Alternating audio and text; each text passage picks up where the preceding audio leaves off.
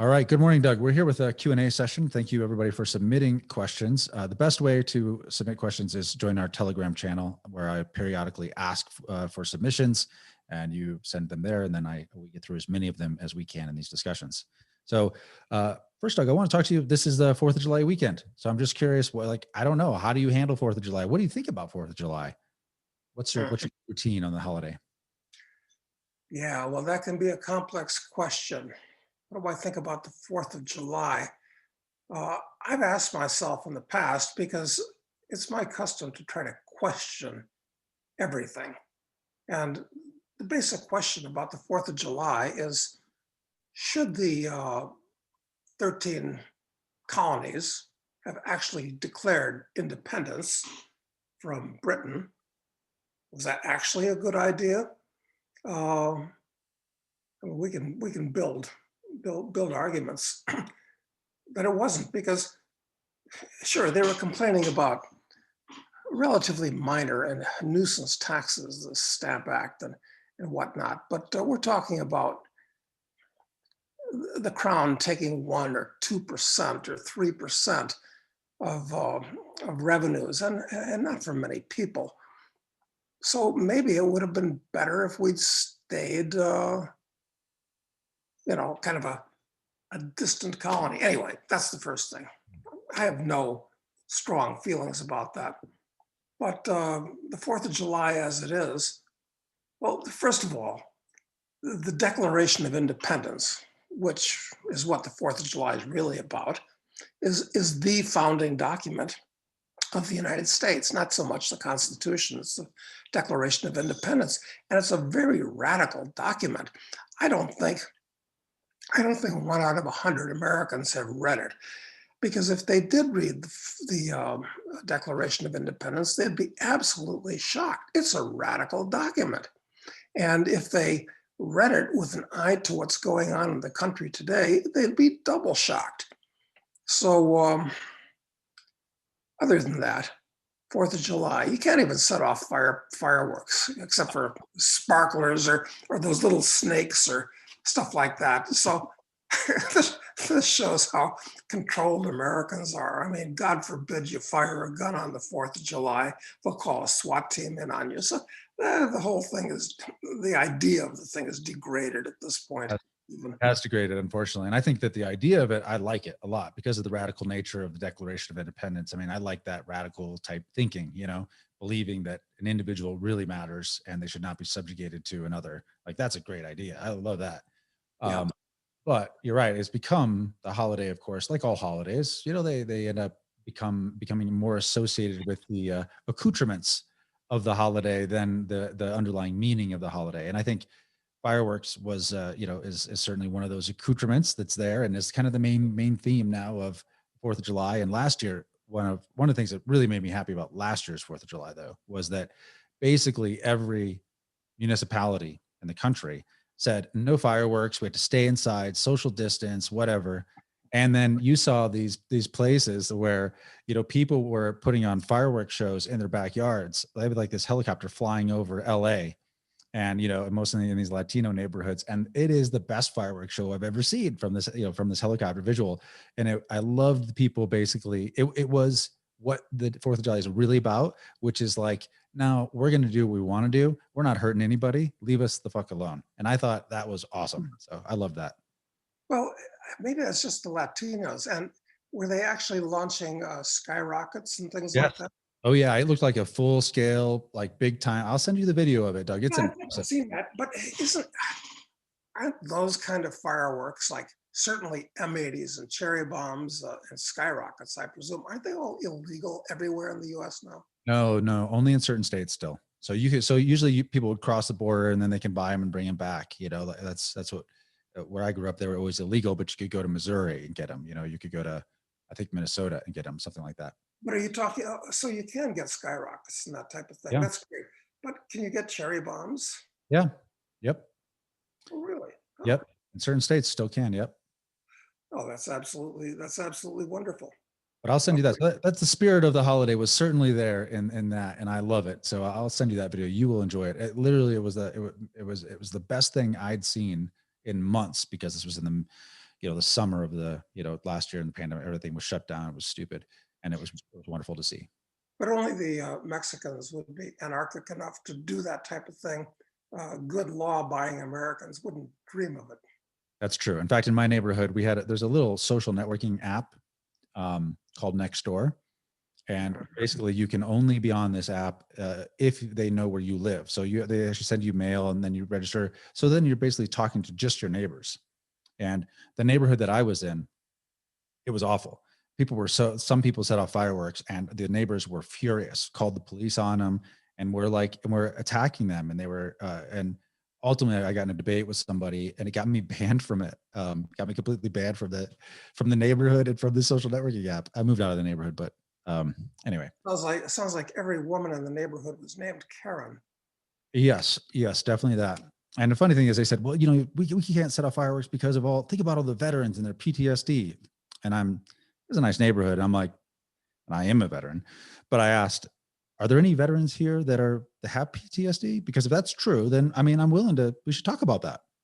If it really is affecting anybody. But of course there was nobody. I was the only person that had any military service at all there anyway. And of course I luckily didn't have to serve in any war. So I'm like, let's leave it to the veterans to the alone then. Yeah, it's all about straw men to create hysteria, because in Uruguay, of course, they don't have 4th of July and they don't celebrate national independence of Uruguay or Argentina for that matter that I'm aware of, but they do celebrate Christmas and New Year's with fireworks. And I don't go there anymore, but I had a friend that he used to spend, I don't know, he had to spend $10,000 putting on fireworks in his backyard. Yeah. And he had like a 1 hectare plot where his house was on in downtown Punta del Este. But we're talking fireworks and all kinds of really wild and crazy stuff. And he was competing with his neighbors who were all doing the same thing. Yes. There would have been SWAT teams all over the place if that was in the US. I know. I love it though. I love that. And I think there's something that Latinos generally love, like the big fireworks shows. I guess if they aren't shooting the guns in the air, which they wouldn't do in Uruguay, but they certainly would in a lot of Latin America, the fireworks Yeah. are awesome. All right. Anyway, we got the 4th of July. It's probably going to be canceled anyway because it's a white man's holiday. Yeah, we're just going to go with Juneteenth. I think that's the plan. Right, exactly. All right. So let's see. This question. This guy says, first he wants to provide some context. He says, the president of Nicaragua is arresting political opposition. Justin Trudeau in Canada has passed Bill C-36 that explicitly states people can call the police if they so much as suspect a neighbor, friend, coworker, etc., might commit a hate crime under the new definition proposed in the bill. China has all but taken back Hong Kong, and I haven't seen the Dalai Lama mentioned for years. How would Doug explain how this complacency has happened? Yeah, of course, I'm shocked. Well, I'm shocked at what's going on, just generally speaking, although it's to be expected that the state would encourage neighbors to rat each other out on just doing something that's politically incorrect.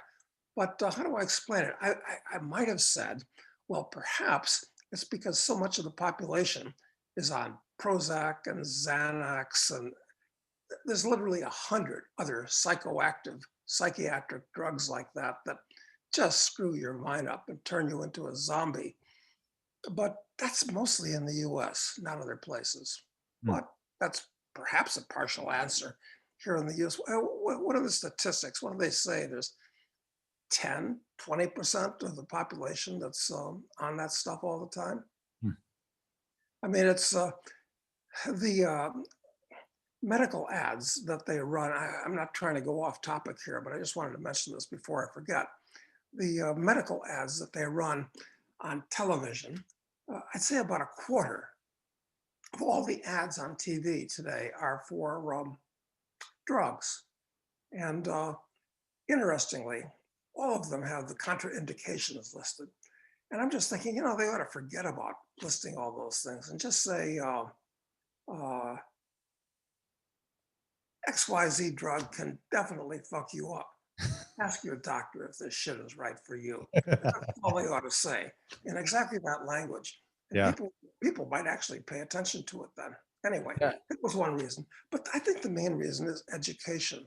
Mm. It's that people have been told for so long by authority figures in school and in ads and in their workplace that so it just becomes part and parcel of their psychological makeup after a while when you're told this stuff over and over and over again by authority figures. Mm. That's how I'd explain it. I don't know. Yeah. Okay. Someone who's currently living in New York is just wants to know if you have any opinion about relocating to the Dallas, Texas area compared to certainly compared to New York. Well, Texas is one of the more free states in the US. So New York to Dallas would be a step in the right direction. Your tax bill is going to go down. There's a Wow. lot less regulation. The general ambiance is more pro freedom. Good move. Yeah. Texan, and I haven't met a Texan, somebody who's born and raised there that I didn't like, honestly. I always like Texans. Yeah, me too. I feel the same way. All right. So, what is the best skill for general success? Is it sales? He says adaptability. If you were to start over in Africa as a young adult, as you've talked about, and had no skills to begin with, what would be the first skill that you would want to acquire? Not while you're in Africa, but before you'd go. What's the skill? Yeah. Best skill for general success. That is a great question. Um, I think it's the ability to deal successfully with people. Mm. Uh, there was a show on television, it ran about 5 or 6 years, starring Simon Baker, excellent actor, called The Mentalist. Did you ever see that? I did a great show. Great show. And very well written, very cleverly written. And to have the abilities that Jane, that was his name, picked up, that's really all you need to get by in life, quite frankly. And you might ask, well, how did this character in The Mentalist pick up these abilities? And of course, abilities are different from skills. Maybe abilities are kind of innate, you know. I mean, not everybody had the ability to do what Einstein did. Okay. But within that context, uh, he grew up in a carnival with people that were always hustling and conning each other and so forth. I think there's something to be said for living in that environment for a period of time. In Mm. fact, I'd say that riding the rails for a year here in the US and living in missions and sleeping in St. Francis de Paul societies and things like that, that's a great way to pick up practical street skills, which is, I think, the most important thing, and becoming as close as you can to being your own version of the mentalist. Mm. Um, That's interesting because I think that the whole idea of street smarts isn't even something that people talk about anymore. You know, they used to this a decade ago, 2 decades ago, you'd hear people say, well, they might not be, they don't have a degree from some college, some great university, but street smarts, this person is great. And I think that's kind of, it seems like that's the category of things that you're talking about, like their ability to understand what's happening around them and to be resourceful in the environment with people. yeah, and to pick up street smarts, I actually think it helps to hang out with the lower orders of society who have to kind of live by their wits, even though their wits may not be that sharp, otherwise they wouldn't be among the lower orders, but still, there's something to be said for that. And uh, have I done much of that? Not as much as I wish I had, frankly. I mean, the times when I've jumped into the deep end here in the US were the two times when I got on a freight train in Colorado, and one time I rode the train over 3 days and nights to Sacramento, California, and the second time to Portland, Oregon. And in those 2 3 day trips, I had more adventures and met more wild and crazy people than I would in an ordinary year of just hanging around, God forbid, Aspen, Colorado, which is where I was at the moment. So Yeah, that's amazing. This is one. Tom Dyson is probably the modern model, I think, of somebody who's done this, who's really thrown himself deeply into this, and his whole family, in fact, thrown his whole family into the deep end with this for a long time. And um, you should just Google Tom Dyson and get on his. I don't know which. I can't remember what website you can find his stuff on, but he publishes there, and he's a remarkable human for sure. And he's got Yeah, lots of these stories. yeah, he's British and very charming and disarming. And yeah, the stuff that he's doing with this family, running around the world and all that, he's a model in many ways. But okay, so supposing you've picked up these, and another thing I'd mention is sales. It's that when I learned to sell, um, and it is a real skill that it takes time to learn, um, I felt that it gave me more ability. It was more valuable than getting a PhD in psychology would, because it was practical and it was meaningful as opposed to academic and airy fairy. So I'd say a job as a salesman is the way to fly. And when Selling intangibles, well, tangibles, intangibles, either one. But I'd say that definitely part of everybody's education is learning to sell. And people don't And, people don't know and what that means though, Doug. When people think of selling, they think of like a car salesman or something like that. But when you think of selling, how would you describe it? well, that movie with Leo DiCaprio, The Wolf of Wall Street, Mhm. did you see that? Yes, I did. Okay. So he used a device in there. It's that, as I recall, the wolf takes a pen and hands it to somebody who wants to go to work for him. And he says, sell me this pen. And it was a test of how quickly the guy could think on his feet, how quickly he could analyze the good, strong points of this pen and why that person might want a pen and put it all together. So that's what being a practical psychologist is all about, finding out what you have to offer the other person and what the other person needs or thinks he needs. Right, exactly. And I think that's the part that I think most people miss. I think people think of sales traditionally. They think, I have a product. My job is to get these people, to get them to buy it. And you could look at it that way, but that's the wrong way to look at it. It doesn't work very well. The better way of looking at it is, what is this person? How do I get in front of prospects, of people who have a certain set of needs, that what I offer could actually help them legitimately solve a problem, legitimately make their life better, legitimately make them happier, whatever. Because then all you're doing is you're just you're helping people get what they want out of life. You're not trying to put something over on them. You're not trying to coerce them or manipulate them, or through clever technique get them to buy something they never wanted to buy. But instead you're actually just helping them get more of what they already want. And that the really successful salespeople, that's all they do. They're not, and that's why they're very careful about what product they'll sell, because they're like, I can't sell something that I can't, I can't think that I should have it. I don't think I mean, I could be a BMW car salesman because I like BMWs, it's like, and I could say, this is the what I like, and this is why I like it, and this is why I prefer this over a Mercedes, and whatever, but Yeah, it's really important, I think, it to know takes a that. certain amount, and of course, to be an effective salesman, you really have to have a lot of technical knowledge, or you should, about your product so you can compare it to other things and not be glib, Right. uh, and so forth. Right. Uh, Look, one interesting thing is Bibles. There used to be a lot of Bible salesmen in the US. And who could resist buying not just a little Bible, but a massive heirloom type of Bible, the type of thing where when there's a birth or a death in the family, you write it in the front of the Bible, and the government would take that as being adequate proof that the birth or death really occurred and stuff like that.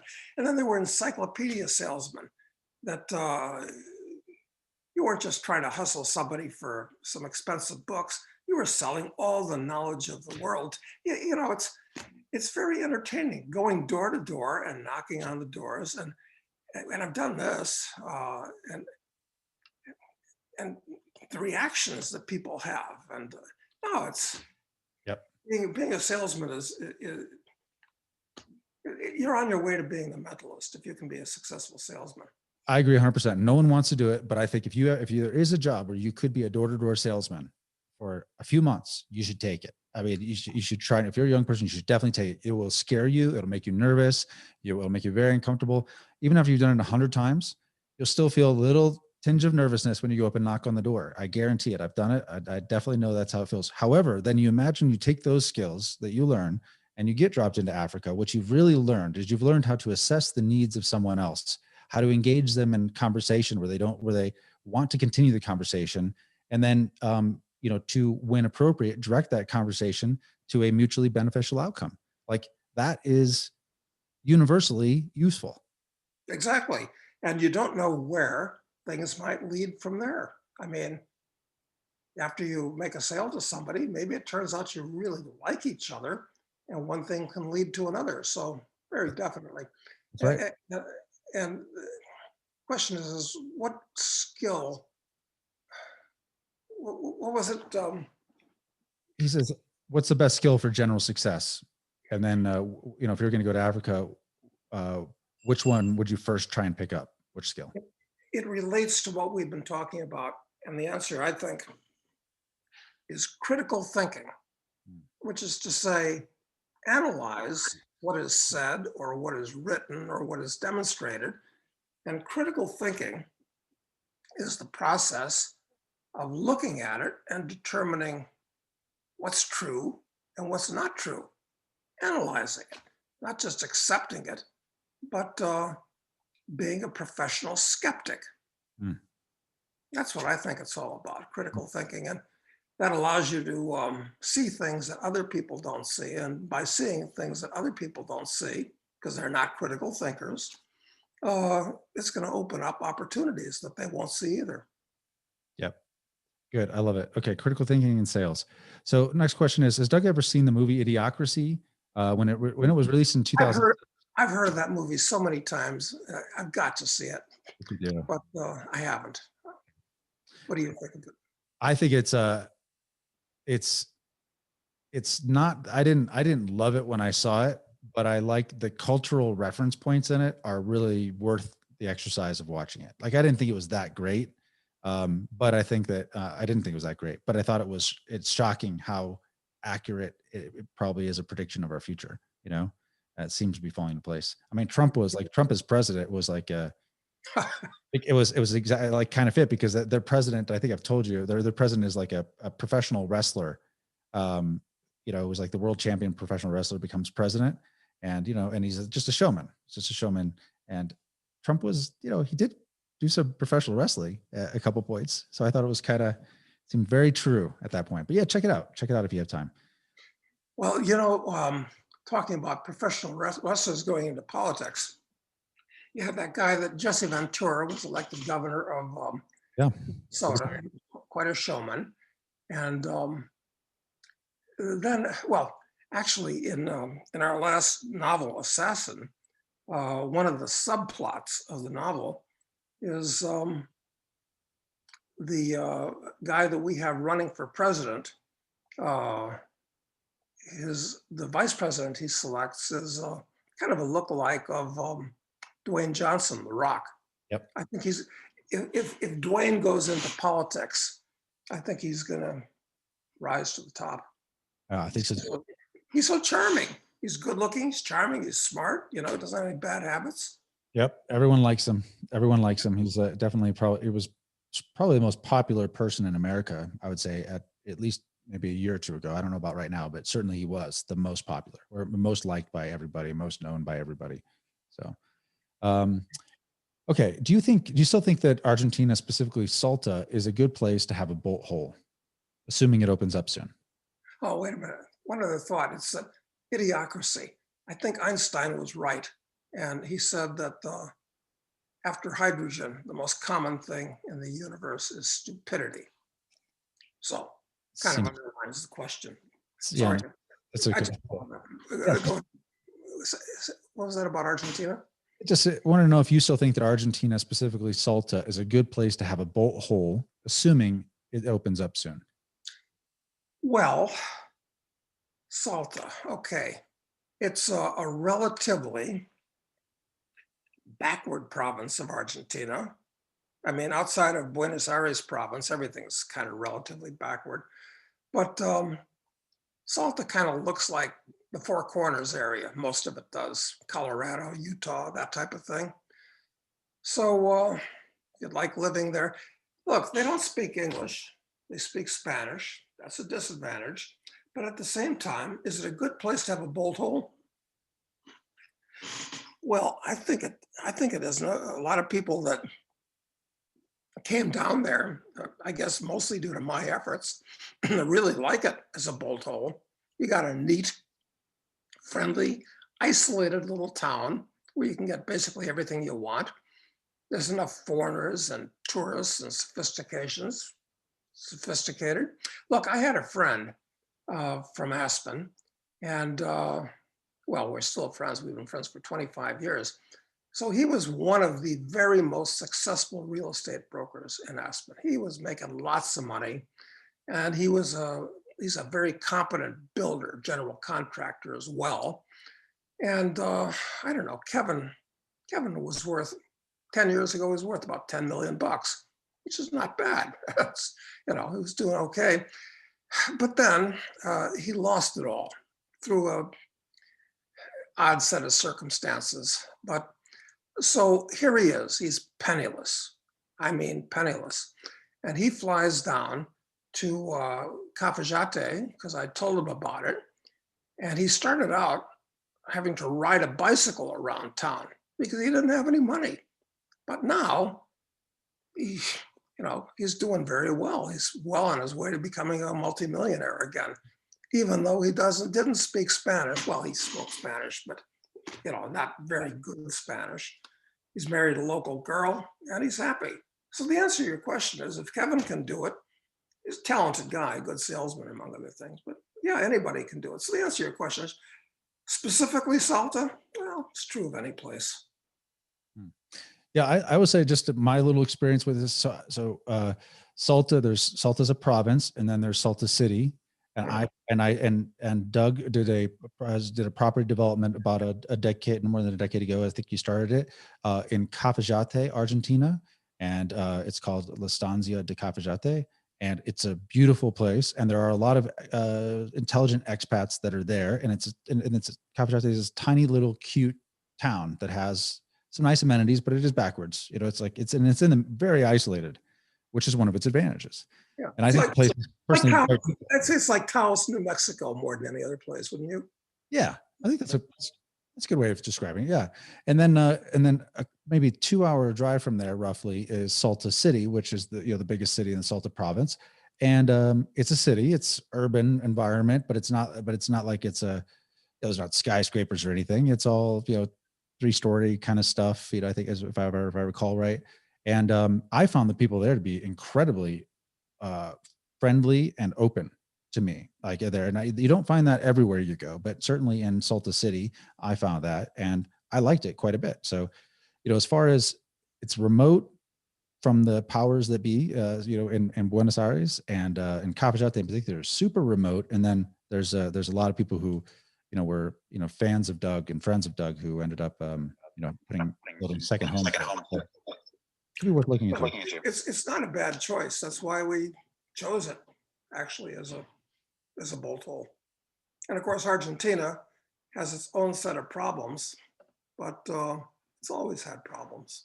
The whole world's got problems. So at this point, you almost can't find a place to run. And Shangri-La doesn't exist, I'm afraid. Okay, so the next question says, you have both. Sorry, I'm hearing a little echo on myself. Let me.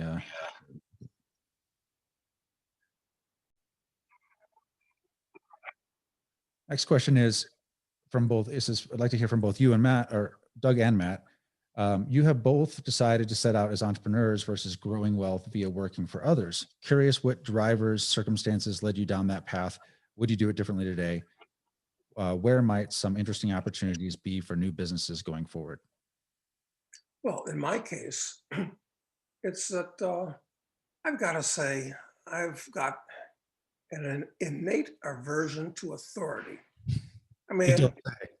it's that it's not like I dislike, I just don't like people telling me what to do. That's all there is to it. So what do you, that means you got to work for yourself. Otherwise you've got a boss. And I don't like the idea of a boss. Hmm, hmm. I agree with that. However, you have had jobs. You had jobs early on in your career, and Yeah, those bosses you had were in many ways mentors to you. Like it wasn't right. They that's were true. helping. That's true. I mean, yeah. Well, let me see. Jobs. What jobs did I have? Uh, Busboy, waiter. Okay, menial work. You'll learn a few things at that. Um, I worked in a scrapyard for a summer, sorting out metal and doing other stuff you do at a scrapyard. And I worked in a foundry, shoveling sand for 8 hours a day at night. So that's a great way to get in condition. What else did I do? I mean, look, I grew up in Blues Brothers country, partially, okay? And those are the kind of jobs you got during the summer. But But you geez, had think about your sales jobs though, right? I mean, yeah, the sales jobs were interesting. They were interesting. You got to meet people and think and so forth. So I'm all for getting a job in the sales business when I and learning the skill. I mean, it didn't take me long. It took me about 5 minutes to learn the skill of shoveling sand, or I worked in a catalyst cracking plant where my job was to take a 55-gallon drum, and when the buzzer went off, move the drum over here, put the lid on it, put another drum in, and push the button again so the cracking catalyst would start. Stupid jobs like that. I mean, forget about it. So yeah, yeah, you've got to be self-employed, frankly, or, yeah, or I agree with you 100% on that. I do think that a lot of when I talk to a lot of young people who want to become, want to be entrepreneurs, I think mostly because they want the lifestyle and they assume, the best way to be financially independent is to be an entrepreneur. And that's not true. It's not true at all. I don't think that the best way to become financially independent is as an entrepreneur. Most entrepreneurs fail. Most businesses fail. That's just a fact. And I think the ones who don't fail are ones who have acquired skills and knowledge for free first, without risking everything on it themselves. And you do that as an employee. And I think the thing is I think the thing is if you look at it, I don't want a boss, never wanted a boss. And but I don't feel like for the most part, I had a boss early in my career when I had jobs. I had people who um, I saw it as what gave me the opportunity to learn. So I was just, and in that, that's a very good distinction. That's a very good distinction. You go to work for a place that it's in the guy that owns the shop's interest to kind of teach you the ropes so that you can, yeah, yeah. as opposed to a boss where you're just a robot. Exactly. And I've done the robot jobs. I mean, I grew up in the same sort of Blues Brothers country you did. And so like detasseling corn, for instance, is probably my least favorite of those menial jobs I had. It was just because it was hard, nasty work. But anyway, but I would look for people. That's not the same, but that's not the same as shucking corn, because I also grew up partially on a farm, and we used to have to shuck corn, and that was brain deadening work too. Machines do that today, but I guess we didn't have machines then. Yeah. I don't know if the tasseling is still done manually or not. Actually, it seems crazy, but they'd be on the front of a combine. You'd stand on it. There'd be like a catwalk on front of it, and you'd be there with like it'd go through like 7 or 8 rows of corn, and you'd be standing there, and the combine would just be going as fast as it could with people keeping up with it to be able to pull the tassels off. And Yeah. man, I did it when I was 14 years old because it paid really well. So I'm like, I'm gonna you know, it's the best job I could get, but it was so awful. And, but there were some people there that were really good at it, you know, like older, I remember this one time, this older black guy next to me, and I'm like, I'm not keeping up. And so he just starts doing mine also, like in between, you know, just like giving me a break. And I was like, I'm not sure I'm cut out for this detasseling, you know, but did it for a summer. It was tough work. I, So, I, I know, because I worked on a farm too, and tossing, tossing 50-pound bales onto a truck, you pick them up. You know, it's kind of brain dead work. A machine can do that.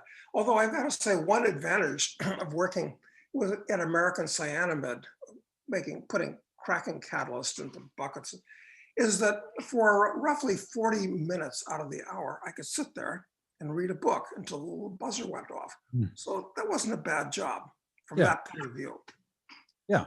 So anyway, I think the boss, I just wouldn't say that entrepreneurship is the only answer, you know, because I think you need skills and knowledge to really Yeah. be a differentiated entrepreneur. And if you can find, and I think that we've gotten off track as an economy and culture by not valuing apprenticeship well. I think that's a huge, we talked with Rick about mentoring.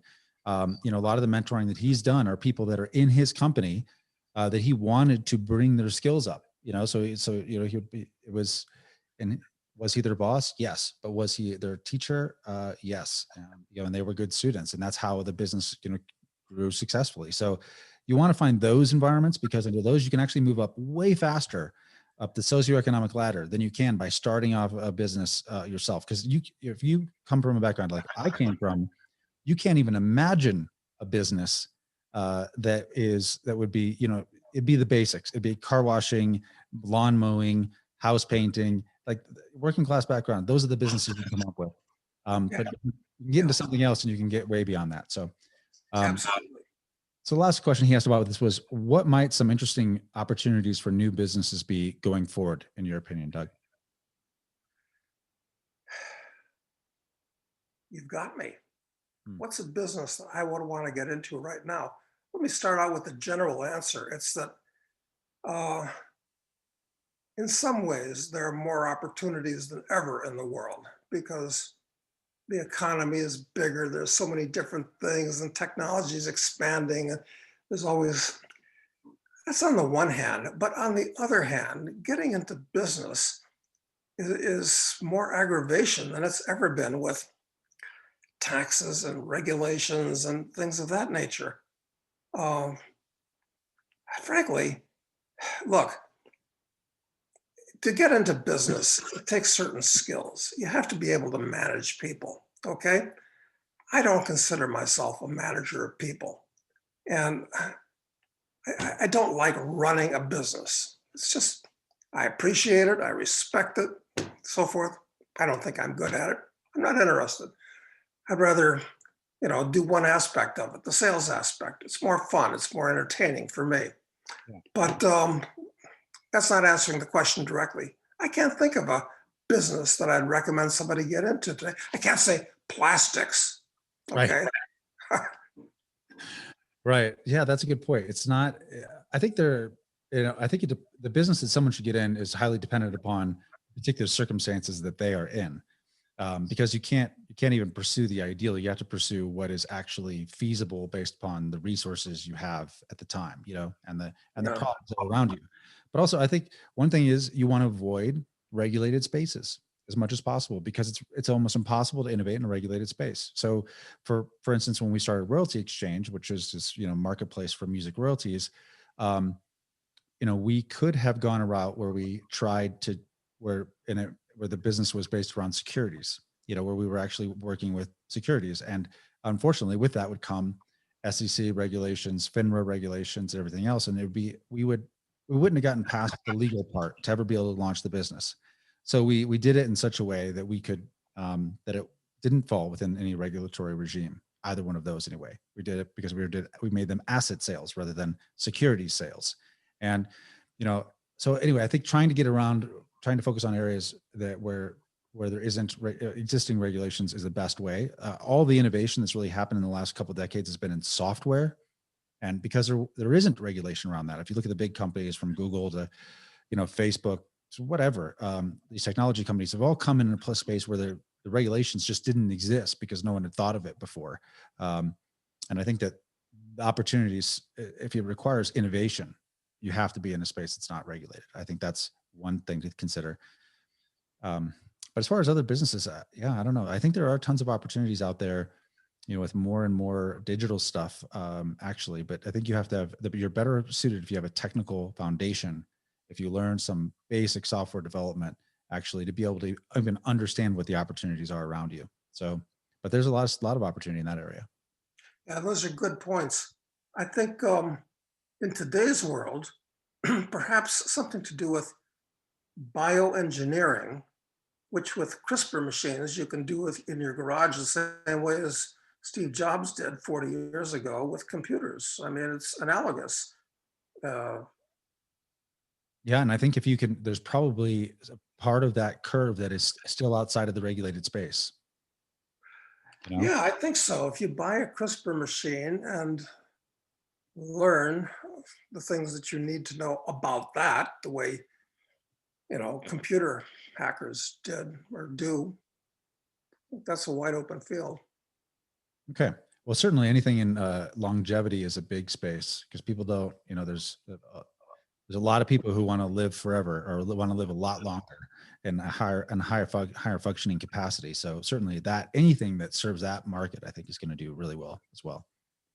Yeah, everybody has to confront the fact that your body winds down, and nobody likes the idea. So that's a big area. Doug, what do you think? Is monarchy preferable to democracy? Yeah, well, there's an economist named Hans Hermann Hoppe that is,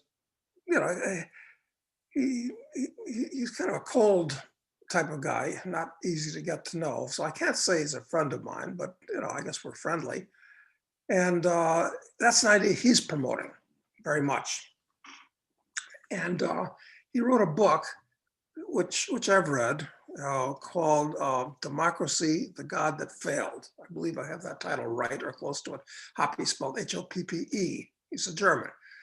And in it, he makes the case for monarchy or things of that nature, kind of one-man rule, principalities, dukedoms, things of that nature as being a better way of organizing government than democracy. I completely agree with them.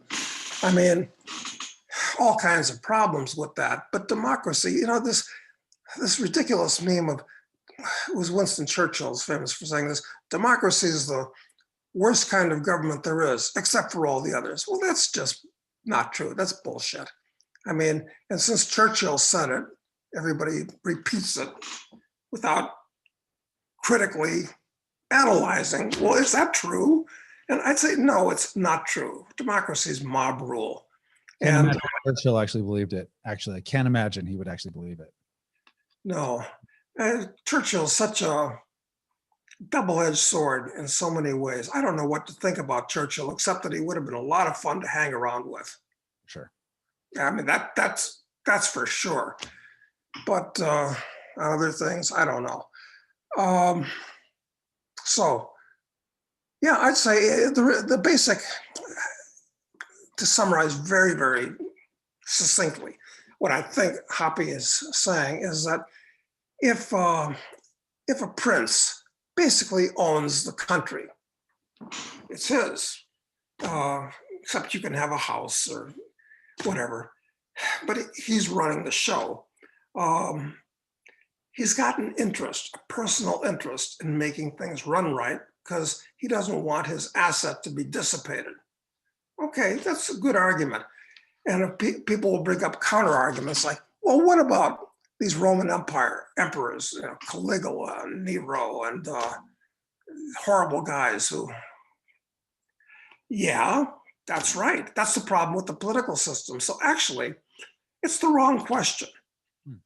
Is a kingdom better than a democracy? It's the wrong question to ask.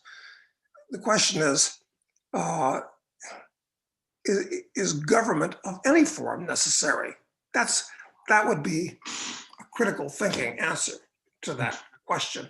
And my answer in that context would be no, it's not. That's why I believe in files as a way that people will organize themselves and kind of keep each other under control and, you know, weed out bad actors and stuff the government's supposed to do, basically. Right. Files. Well, we've talked about that in the past. So We have. Yeah. The thing that I like about the monarchy idea at least is that you can know who the problem is. that's right. That's you know, right. if like the people are starving, like there's someone to blame for it, you know, because of decisions that have been made or whatever. Whereas in a democracy, you know, it's kind of like your description of the euro compared to the dollar. It's like, you know, nobody, or you say for the dollar, it's like I owe you nothing. right. And for Who owes you nothing? That's right. Right. Nobody's to blame. Right. Hey, Right. it's democracy. We're all to blame. Exactly. Which is bullshit. Exactly. So that's the biggest thing I think. But you can't identify a problem in a democracy because, you know, it's held up like it's almost like a religious icon in a way, you know. Yeah. So, okay. Let's see. I don't know if you watched House of Cards. Did you watch that show? Someone else. I loved it. I loved it. I thought it was super realistic. So he says, if Frank Underwood, the infamous character from the Netflix series The House of Cards, were real, how successful would he be in today's US politics? Is there currently any politician that comes close to Frank's cunning skills at manipulation, deception, and crafty beguilement? I think he'd be super successful, just like he was in the series. And I think people that are in Washington, whether they know it or not, are basically like him. Yeah. And who's closest to it today? I got to say Bill Clinton and Hillary Clinton. Yeah. In fact, I wouldn't doubt that he was modeled on Bill and Hillary. I wouldn't doubt it either. I know that the people involved in it know each other. Yeah. Yep. So and Barack and Michelle, I mean, they would be also good templates. yeah, that's a really good point. I hadn't thought about them, but you're right. They actually seem to follow that as well. Okay, let's see. What's your view on the precious metal platinum? It used to be more expensive than gold until relatively recently. It can be sold. It can also be purchased as a precious metal coin, like a maple leaf. And interesting enough, those coins have been sold out for almost a year at the Vancouver Bullion and Currency Exchange. I'm ambivalent about platinum. I mean, it's a high-tech metal.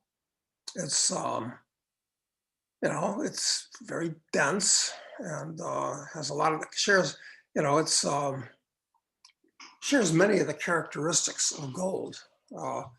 In fact, but at one point in the past, you know, that in Russia, that platinum was used to counterfeit gold coins. They'd use platinum because it has many of the characteristics of gold, weight-wise and specific gravity-wise. And so platinum was used as a phony way of, it's amazing, just gold-plated and that. So I don't know what platinum should be worth. It's mainly used as a catalyst in today's world. And if as electric cars come to the fore, and I think they will for a number of reasons we could talk about why electric cars are actually superior to internal combustion engine cars. Well, that's a major use of platinum that's going to go away. So, but then again, is that important? Because remember, photography, silver used to be its main use was in photography. Well, people don't use it there anymore, and it's still. Look, the reason I don't think platinum has the facility of gold, or for that matter, silver, is something you should collect or store, is that most people, here's a fun fact. It's that every metal in its pure metallic form, okay, they all look silver or steel or kind of like that. They all look like silver, kind of, except for copper and gold. Those are the only two metals in their raw, pure metallic form that are different, that look different. So if I was going to take one of these raw, one of these pure metals, I mean, rhodium, iridium, and all, they all look like silver. Just buy silver. It's got a good enough argument. So. Okay. Good. Let's see. Next question. As a foreigner living in Russia with my family, he's planning to move out of Moscow to the suburbs. He says, I call it hiding in the lion's den. I'll grow my own food for a few years till this genocide is over, he says. Is it a good plan to stay, or should I move to another country? Yeah, I've thought about this. Russia, is that a place that you can think of? A lot of South Africans, incidentally, are pulling up stakes and moving to Eastern Europe, including Russia at this point. Well, they're farmers, okay, the guys that are doing that. Okay, I can see the argument. Russia's got some advantages. I think the maximum income tax is 10%, but I don't know. Look, the problem with Russia is that I've described it as a gas station with an attached gun store in the middle of a wheat field.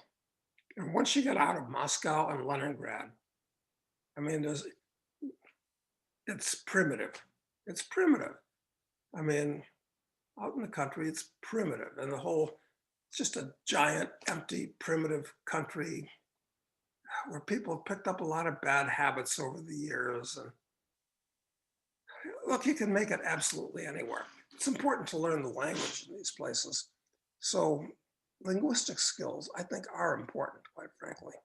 I agree. My guess is he has family from there that's there, and his English or his Russian is probably, passable. Is my guess from this guy's question. But Yeah, I think the point is you're making is that you can make it. You can really make it anywhere, but the question is, where do you want to?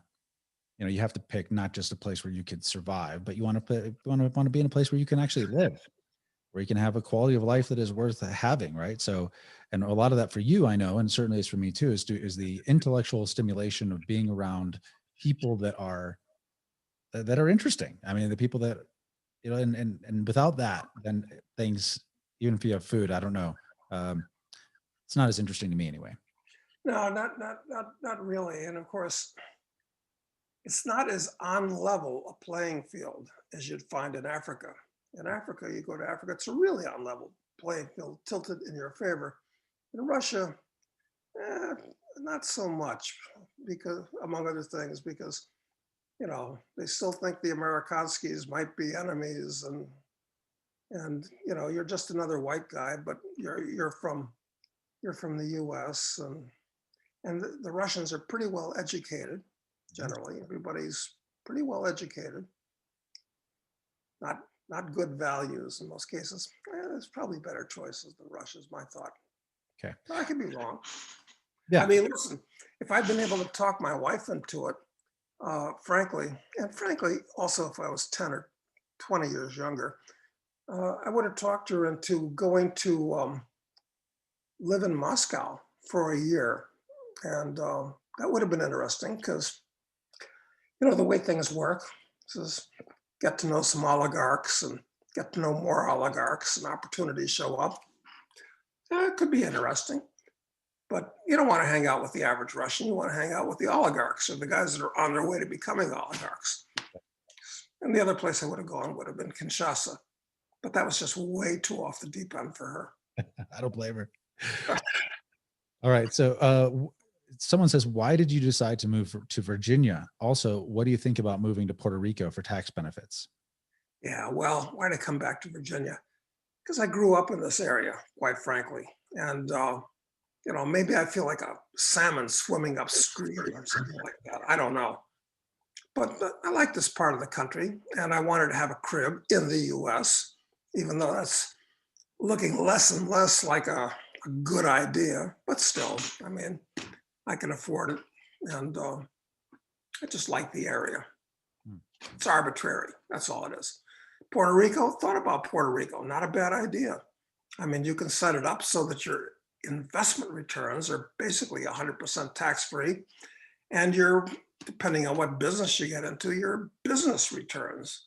So it's a great way to live tax-free and, still get Amazon deliveries, just like you're really in the US. So it's not a bad choice. But the thing is that most of the people that I know that live in Puerto Rico or that went there for that reason. I'm not sure if I'd have to find other people to associate with. Yeah, I think that's I've looked at Puerto Rico a lot. It's not for me for a lot of reasons. I definitely think first of all, Puerto Rico, I think is going to be the 52nd state probably, Yeah, in which case all of those tax contracts will be null and void. They will all go away. So it's a temporary thing, but temporarily you could still make a lot of money if you have huge, windfall gains you want to cash in on. But also, it's just most people who live there live in overpriced homes that are in these enclaves in these gated communities, and on the outside of those communities are basically the people who did not feel ambitious enough to leave the island to go pursue opportunities in the U.S. or people who work for the government there. And I just think that it's not like the social dynamics are not good. You have all these billionaire hedge fund managers that live in this neighborhood, and there's a little gate and a Puerto Rican guard stop post, and then you have basically an impoverished island. Other than that, and I just doesn't seem like feels like I'd be trapped. That'd be my worry. yeah. I mean, if you can set it up so that you're going to have a giant capital gain and you can shelter some of it for taxes, okay, may not be bad duty for a couple of years. But in general, in West Side Story, uh, where, the Jets and the Sharks, gangs in New York. So Maria, who's kind of the female hero, she plays Juliet uh, in that movie too. She said her friend, I forget what her friend's name is, Puerto Rico, my heart's devotion, let it slip back into the ocean. I mean, she hated Puerto Rico. That's why she went to the slums of New York. Wow, I forgot about that. Um, let's see. What does Doug think of the LGBTQ I think is what you once said, specifically people contradicting biology with the terms they use for comfort, i.e., biological male is identifying as a he, her, or she. If I call my left hand my right hand, is my left hand still my left hand, or is it not actually my right hand? That sort of thing. He says, does it feel like intelligence and rationality is going backwards for humans with all of this? Yeah, well, those are really kind of two questions. Uh, First, all of this stuff with, you know, gay and trans and, all these different, they're all sexual aberrations. What we're dealing with here are people that have severe psychological aberrations manifesting in a sexual manner. Now, personally, I don't care, you know, if somebody is goofy or crazy or aberrated, as long as they don't hurt me or cause me any damage. So I don't care if a gay couple moves in next door. In fact, I'd welcome them because they probably are, you know, clean and have lots of virtues. They cook well. It'd be great to have dinner with them. But what they do is they integrate their aberrations to government and have them codified into laws, which tells they're elevating the fact that they're mildly crazy, sometimes more than mildly crazy, into it's a sign of the continuing collapse of civilization, frankly, in the West. And the Chinese and the Russians and everybody in the world thinks that Americans in particular, but Europeans also, they all think we're weak and crazy. And they're right for elevating these things from, just neuroses and aberrations up to enshrining them as things that are to be striven towards and showing them as the new normal. It's not normal. So that's my view. And what was the second part of that? Just about, do you feel like intelligence and rationality are going backwards for us as humans? Yes, they are. And it happens. I mean, civilizations actually do collapse. I mean, the first wholesale collapse of civilization we know of was the Bronze Age collapse, which happened quickly, we think, around the 1200 BC, where all over the Eastern Mediterranean, everything just fell apart. And it was a dark age for like 500 years in the Eastern Mediterranean. And the Greeks came back, started to come back about 700, 600 BC. That was the first one. And then the second one was, starting in the 300s and the 400s, when Rome collapsed. And it really was a dark age. So can we have another dark age because people are becoming irrational and acting unproductively? Yeah, sure, it's possible. One of the things that's interesting about all that to me is that you have this these civilizations, they have a lot of technology, and it's like the stack of the thing I worry about today is the stack of technology that we use, from how we build stuff, how our electrical grid operates, how a car runs, those things, that stack of technology. In all of these major civilizations, they had this stack of technology that basically allowed them to, allowed free time for people and allowed people to explore new ideas and innovate and create. And, at some point, we talked about like the Roman aqueducts at one point, that like no one knew how they worked. No one knew how they operated. Like everyone who had, and so they just kind of fell into disuse and disrepair, just like many of the things that the Romans built. And they couldn't, reproduce that technology for another 1,000 years. And those are my worries, I guess, about like that now with our civilization, is that nobody knows anything about the tech stack that we've got, really. There's just a handful of people, and it'd be so easy for it to completely fall apart, it seems. It's so much more complex than it was in previous civilizational collapses. Incidentally, I just got this morning. You do a personal blog, and the one you sent this morning was on exactly this subject. Yeah, on the power grid, is on the blackouts. Yeah, and it's just, we're just killing ourselves. It's like we're committing Harry Carey almost by basically taking these power plants that are incredibly productive, these nuclear plants, essentially taking them offline completely and without a replacement for them. And and it's going to kill us. I mean, people will die. Well, the replacement for them is actually solar power panels, which were all made in China. So maybe nobody knows how to really make them or has the facilities to make them easily here in the US, which makes it doubly stupid, actually. Exactly. Yeah, it's scary. Anyway, but yeah. Let's see. So next question, Doug, is, in a world of socialism, how does an individual prosper? In a world of socialism, there's only really, well, if if you if you're really an expert and you're really competent at something and you're really necessary, yeah, you'll prosper in any kind of society, even the worst, most horrible socialist society. But barring that, it's to become wired with the authorities and play politics. That's how you become successful in a socialist society. It's all about politics, backslapping and backstabbing and schmoozing. That's what it all is. It's not about producing things or creating value. So that's the answer. I think that's the answer. What do you think? If that is the answer, I just want to opt out. For sure. Yeah. And yeah, include me out. Absolutely. That's degrading and disgusting.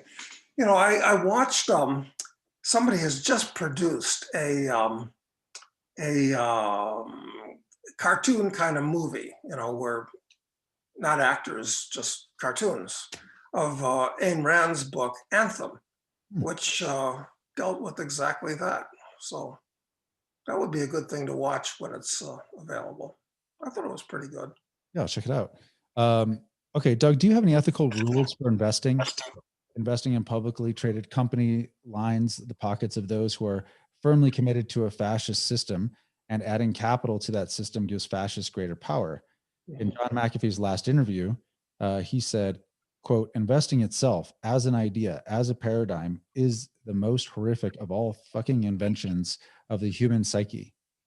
I got to read, I've got to listen to that interview. because I don't know if that was really his belief or not, or if he was just in a Move. dark humor. I just don't know. Have to listen to the interview. But what do I do personally? Of course, I despise all the politically correct memes floating around in the investment world today. Like, what is it? GSC, government, Yes. what, ESG. ESG, right. I mean, this is stupid and despicable and morally incorrect. It's just, I, look, but I just made a very large investment, frankly, more than seven figures in Marin Katusa's new promotion company. It's a real company called Carbon Streaming.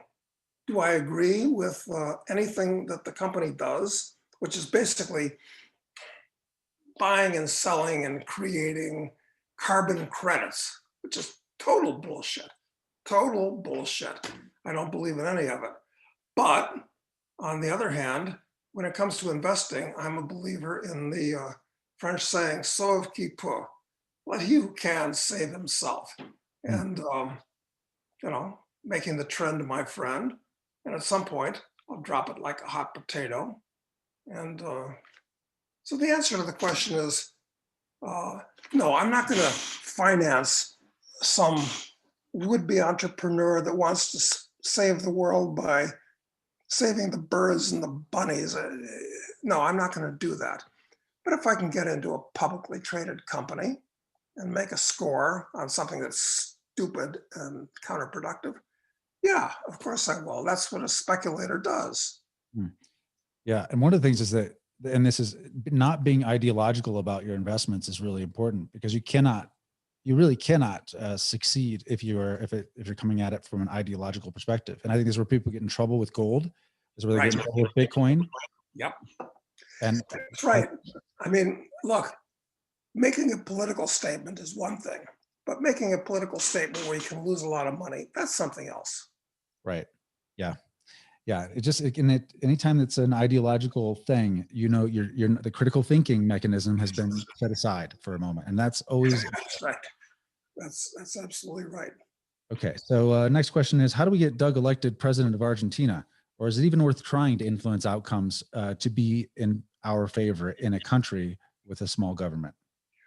Yeah, well, maybe that's a reference to the fact that my hobby for many years has been trying to subtly and peaceably take over a country. But I wouldn't want to be the president. And of course, in order to be the president of a country, you've really got to be a native of the country. But it's impossible, especially in Argentina, because the deep state there is so entrenched that, as Mauricio Macri, who was the president for the last 4 years, proved, you just can't move them. They will stop you in any of 100 ways. Well, if Ron Paul had been elected through some weird fluke to be president of the US, I mean, the first thing that would have happened was he would have had a sit down with the Praetorians in these agencies and top congressmen and generals, and they would have told him how it works. And they'll kill you, frankly. I mean, these people they're much more dangerous than Frank, what's his name, from House of Cards. Yeah. So I don't really see any hope until the present situation collapses. There's no magic that can be worked by a guy getting into office. The closest that anybody's come in recent years that I can think of is Augusto Pinochet in Chile. He got rid of Allende, good move, and he turned that place from a backward, nothing, nowhere mining province into the most advanced and prosperous country in Latin America. And what did he get for it? He was, turned into a world-class criminal, the next Hitler, on and on. So, and he only bought Chile how long? How many decades? Because they're, right now they're rewriting the constitution, right? They're going falling back into their old habits. Yeah, that's right. They've got a elect a communist as president, and it's it's pretty hopeless, quite frankly. Yeah, I think this whole idea of nation state government is, I think when we can start thinking outside of that context, more around this file concept that you've talked about a lot, then I think that's where the opportunity is. But we're stuck in our nation state thinking ourselves even. Right. Like I respect the question, and it's a very flattering question that somebody asked, but it's the wrong question because it's thinking within the current paradigm, and the current paradigm, I don't see a solution for it. Mm. So, Unfortunately, yes, I agree. Okay, related to this, you talked about citizenship. What does Doug think about the U.S.'s practice of allowing dual citizens of other countries to hold high office within the federal government? if the federal government only did what it's supposed to do, which is protect the people in its bailiwick from foreign invasion and have a police force to protect you from common law crimes within, and have a court system to allow you to adjudicate disputes without resorting to violence, it would make no difference at all because these are necessary functions. Although I'd say those three functions are too important to be left to the kind of people that wind up in government. Right. So once again, appreciate the question, but got to rephrase your thinking because that's Yeah. not going to solve anything. Right. I think the idea is that there's, if you're a citizen of two countries, you have dual loyalties to multiple countries. But I don't think that our elected leaders have loyalty to our country as No. it. One citizen for that. I think what he's actually asking there is there are a lot of high government officials. Well, one that I can think of was Rahm Emanuel, that are dual American Israeli citizens. And I think since I know a lot of Zionist Jews, they really do have dual loyalties. It's understandable. I mean, I don't hold that against them. I mean, but the government shouldn't be able to do anything to help or hurt Israel. It's just another country out there. If you like it, you hate it, that's your business. But Yeah. that's what the question was really about, I suspect. I think so too. Okay. What would be the appropriate response if a SWAT of FEMA camp agents and nurses presented to my door mandating a forced COVID-19 experimental jab? He says, I live in Europe and the general population is disarmed, but not me. Oh, that's very dangerous. Right. You can't confront the state violently. It won't end well. It's the one thing that they can do reasonably well is inflict violence on individual citizens. So forget about it. Just make yourself scarce when they arrive. That's all you can do, I think.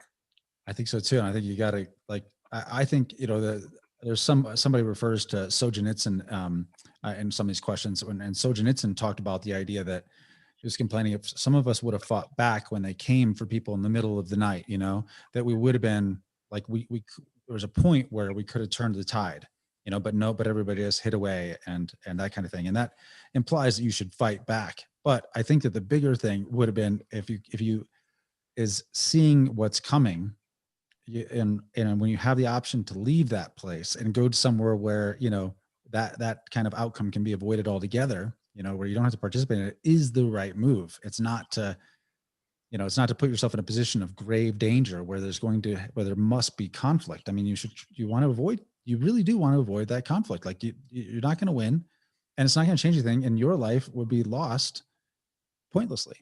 I think my yeah, I agree completely, man. It's sad, but true. And yeah, if you were sure that everybody or most of the people in your city would do the same thing as you would, okay, maybe it's worth a shot. But even then, you're just in one city and they control the whole country and they control the army. And, you can't fight the tide of history. You'll just get washed away.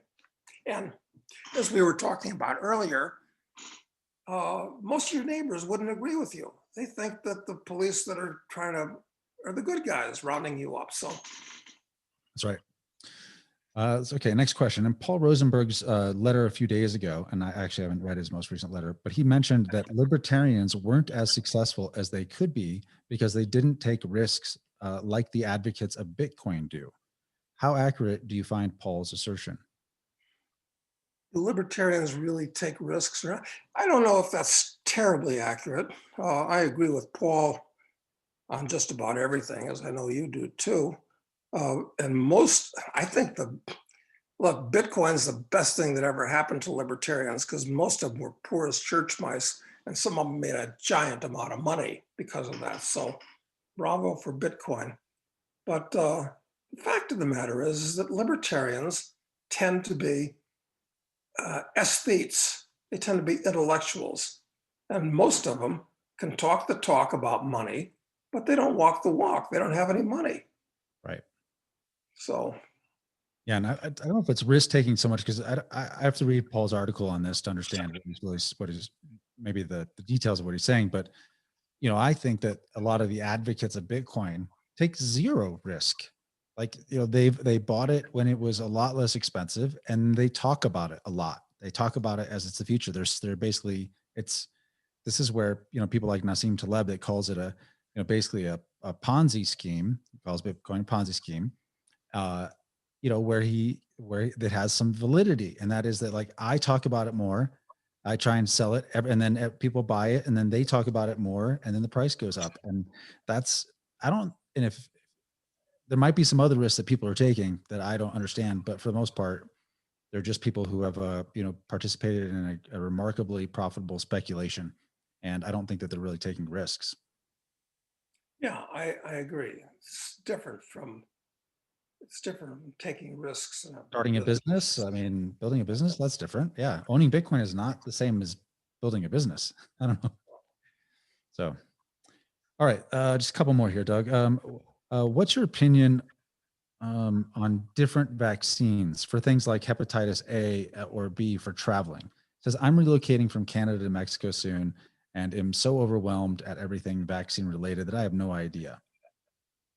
Well, I'll give you my view on it. It's that I'm not anti-vaccines. I mean, Edward Jenner showed how to cure smallpox 200 years ago.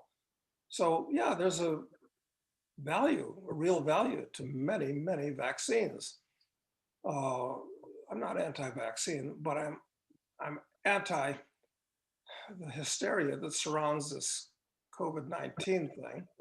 And this is a different kind of vaccine as far as I can tell. And it hasn't been tested, it's experimental. So I'm not interested in taking it, period. Yeah. Just for other things, like he says, hepatitis A and B for traveling. He says, but I think it's probably, my guess is the State Department often has recommendations about being in certain countries and what you should do, and I think that my experience is that they're overly conservative, making it seem as though it's really dangerous in another place, and that you have to be like that the vaccines really matter. But I don't know. What's your view on that? State Department's recommendations. Look, I think they're overrated. Like going to malarial zones. I mean, I don't like to take any drugs, quite frankly, because it's like the warning that should be attached to all drugs. XYZ can definitely fuck you up. Ask your doctor if this shit is right for you. That's all they have to say. Maybe that would make people think twice instead of giving this long thing.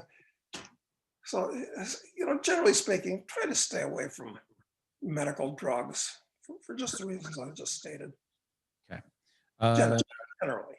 So someone asked here about, I think they're looking at commodities trading stuff, and I'm not sure I understand the question completely, but he says, how do you determine the amount produced versus the amount sold from publicly available data? Is this in the Commitment of Traders report? Oh, she's talking about gold and silver. I don't follow that very, very much, quite frankly. Yeah. Look, your best indicator is not reported Commitment of Traders reports. I think it's going to a newsstand and looking what's on the front cover of magazines to kind of get an idea of what's on the public's mind, which is what the people that put the covers of magazines together, they put the cover there because it's going to get people's attention. It's what they're interested in. Of course, trouble is magazines are going the way of the dinosaur at this point. So that's the way I feel about it. All right. Last question here. And I know the answer to this already, but are you able to talk to Ross Ulbricht on the show? Uh, well, as you're aware, he's in a maximum security federal pen at this time.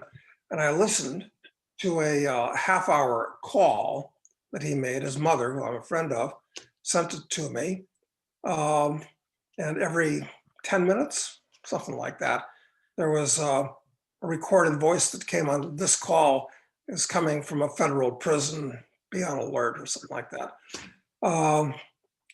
And I suppose Ross could, in another call, could have it recorded and disseminated, but would it be to his best interest? Because if he said anything that was really interesting, it might go against him in the prison. I mean, they might put him in the hole. Who the hell knows what these people might do? So I'm not sure it would serve much useful purpose.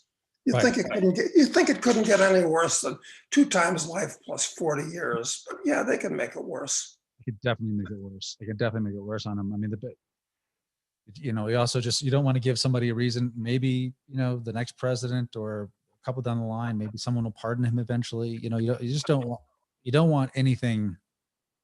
You don't want to make anything worse for him. I think that's definitely a good point. Basically, yeah. Okay. All right, good. So I think that's really all we've got for today, Doug. I appreciate it. And I hope you enjoy your 4th of July weekend. And I'm great. I think I'm a bit of a cultural traditionalist, so I'm going to have, we're going to have hot dogs and hamburgers.